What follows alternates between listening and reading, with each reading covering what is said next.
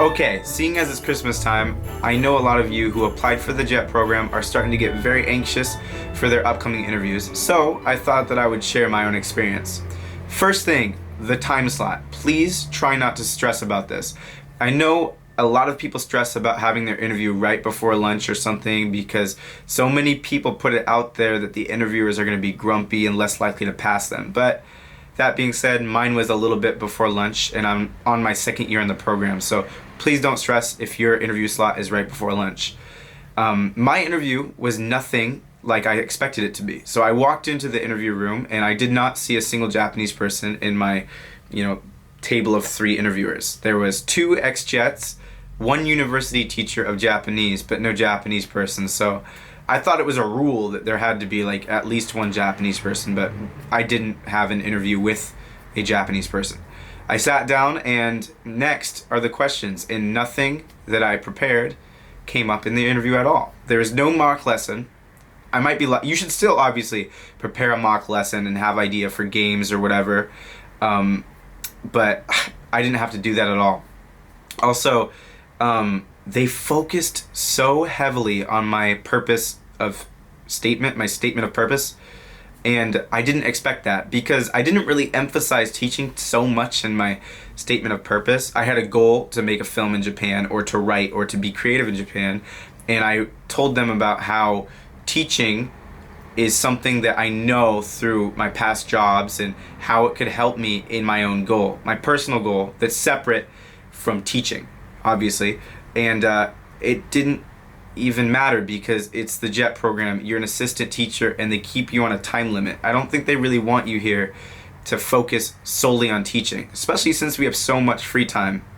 But yeah, they asked me so much questions about the hypothetical film I wanted to make, or how I got into the film industry. I think like the university teacher even asked me like what's my favorite film, and it turned into a little bit of just movie talk for like 10 minutes. It seemed so long. But they liked it. They liked that I was passionate about my own goal, and they liked that I saw Japan working in my plan for how I would accomplish my goal. They also asked me to criticize certain things about Japan, and I'm not a weeboo or anything, but I didn't really think of what I can criticize about them. If I were to go back and have to say what I could change about Japanese society or culture, I would probably say something like, from what I've heard, Japanese people work a lot and they don't work efficiently or something. That may be too harsh. I don't know if they want you to say that when you're going to work in a Japanese environment. But even now, obviously, I don't have a good response to that question. So you might be asked to change one thing about Japan or to criticize one thing about Japan. You should prepare that. And they'll ask you also what you like about Japan. That was expected. So I had a million answers for what I like about Japan. The Japanese portion of the interview, I put that I was level 4 out of level 5, or whatever the one level below the highest when it came to Japanese proficiency, and I just got thrown softballs for my Japanese interview.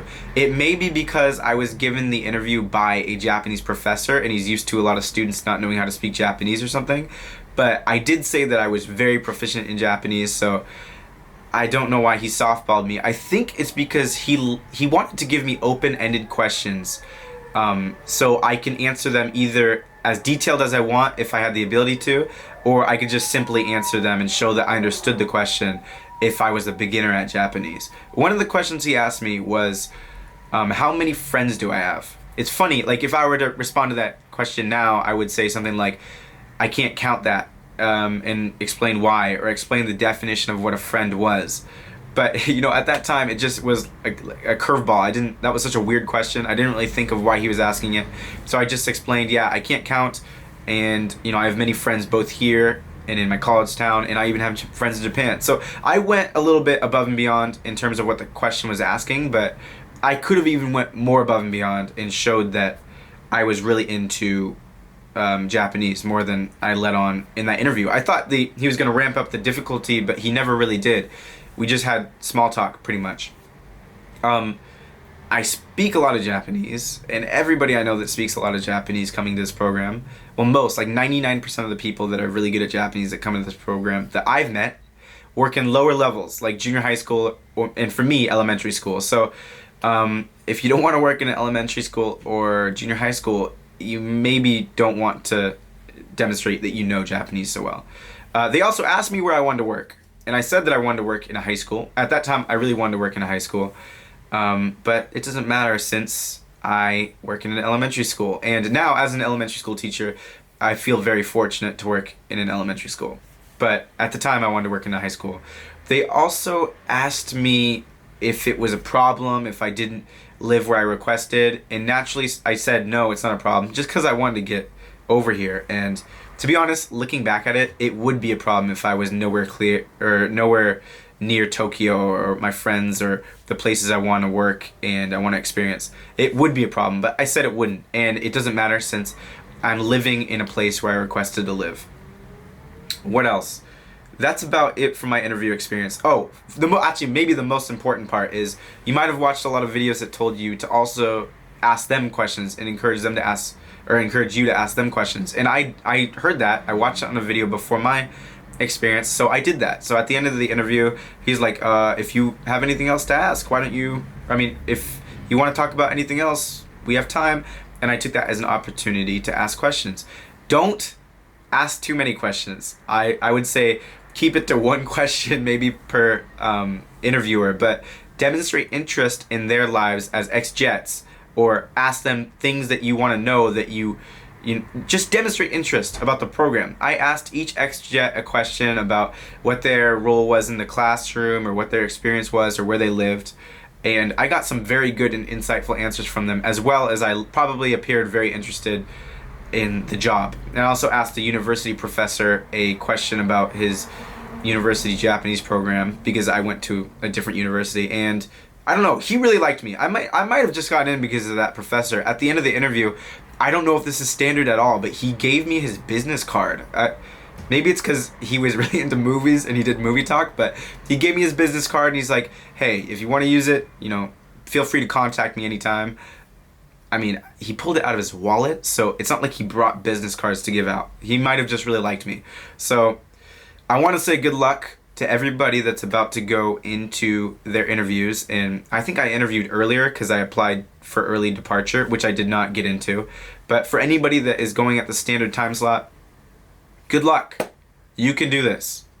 Think about these reasons that you want to go there. Think about your statement of purpose. They're likely to talk to you about it. Prepare something, even if you don't use it. I tried to prepare like a little lesson plan or fun game, and put yourself in kind of scenarios as a teacher, because sometimes they ask you, what you do in this scenario. Like a lot of the times people say they ask about kids that don't pay attention. So think about those things and listen to other Jets videos about, how they did that in their interview. I didn't have that in my interview. You might not have it in your interview. One thing you'll hear over and over again is ESID. Every situation is different. And I didn't hear that until I went through the copious amounts of orientations after I already got the job. But that was true even before I got the job, because my situation in terms of the interview was so different than others.